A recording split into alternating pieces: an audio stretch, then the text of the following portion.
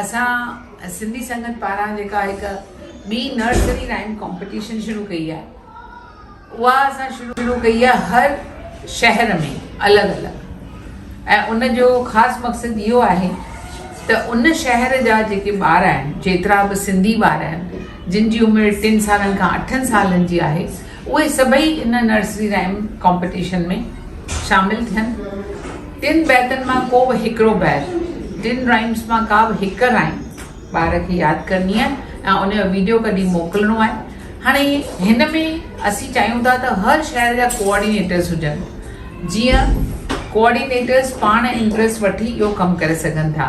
जीअं हिते हिन चयो मां अजमेर जी आहियां, अलवर जी आहियां, जोधपुर जी आहियां, मंदसौर जी आहियां, त मां चाहींदसि त इहे सभई शहर जेके तव्हां हिते अॼु चया आहिनि, तव्हां पंहिंजनि पंहिंजनि शहरनि में ज़रूरु सुञाणंदियूं हूंदियूं उन्हनि माण्हुनि खे, उन्हनि ज़ालुनि खे, लेडीज़ खे जेके हिन कम खे कोऑर्डिनेशन सॼो रिथाइते नमूने में हलाए सघनि।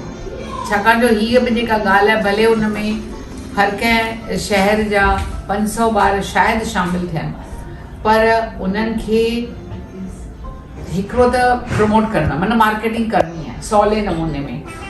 सभिनी स्कूलनि में बि शायदि वञिणो पवंदो, त स्कूलनि में वञी जुदा जुदा प्रिंसिपलनि खे चवणो आहे त तव्हां पंहिंजे ॿारनि खे घटि में घटि व्हाट्सएप मैसेज मोकिलियो त हीअ कॉम्पिटिशन थिए थी, सिंधी ॿारनि जे लाइ आहे। ऐं इन में 1 मार्च खां पहिरीं ताईं पंहिंजे ॿारनि खे हीअ मैसेज मोकिलियो, माइटनि खे। ऐं थी सघे तव्हां वटि के सिंधी टीचरूं हुजनि त उन्हनि खे बि चओ त इन्हनि ॿारनि खे सिंधीअ में इहो बैत सेखारीनि। थी सघे थो के प्रिंसिपल ॾाढो सुठे नमूने में तव्हांखे साथ ॾियनि, के न ॾियनि, के हरू भरू जेकॾहिं सिंधी मैनेज्ड स्कूल्स आहिनि उहे शायदि ज़रूरु कनि।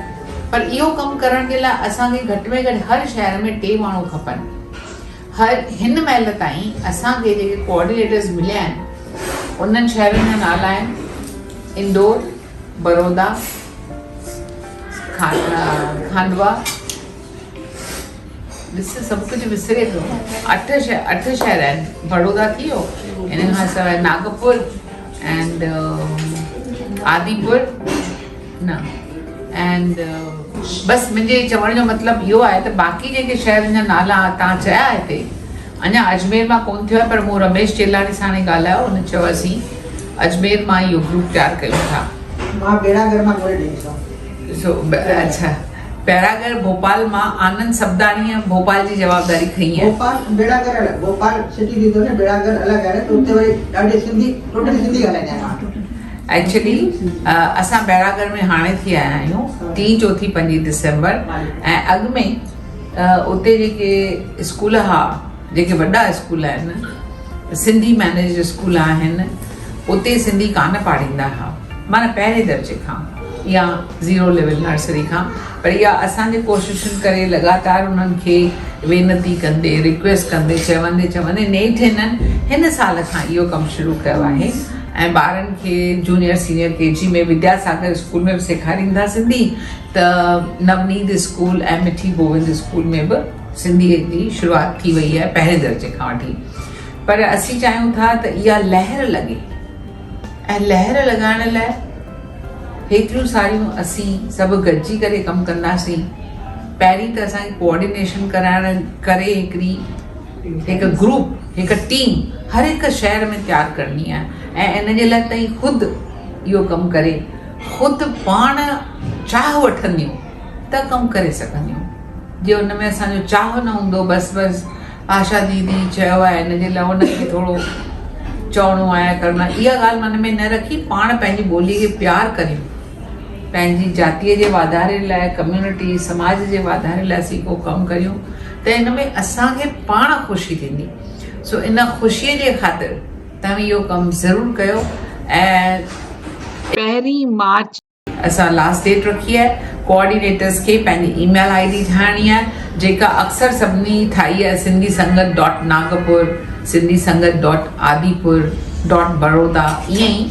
त अहिड़े नमूने सां का ईमेल तव्हांखे जेके वीडियोज़ ईंदा कोऑर्डिनेटर्स खे, उहे वीडियोज़ असांखे वरी एंड में सिंधी संगत खे असांखे मोकिलींदा जज असां मुक़ररु कया आहिनि ऐं उहे सभिनी जा वीडियोस ॾिसंदा ऐं 5 विनर्स 5 ॿार खटण वारा ॾिसंदा, उन्हनि खे सुठियूं मार्कूं जिन खे मिलंदियूं उन्हनि खे असीं स्मार्ट वॉचिस ॾींदासीं इनाम।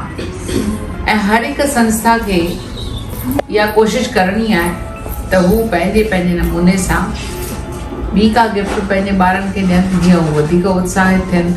सो तव्हां सभिनी खे मुंहिंजी इहा ई हिकु नंढी कोशिशि में साथ ॾियण जी इहा ई हिकिड़ी महिनती कान चवंदसि, मुजत सां चवंदसि त तव्हांखे हिन ॻाल्हि में ज़रूरु साथ ॾियणो आहे, छो जो असीं सभई साथी आहियूं। ठीकु आहे न? जय झूलेलाल।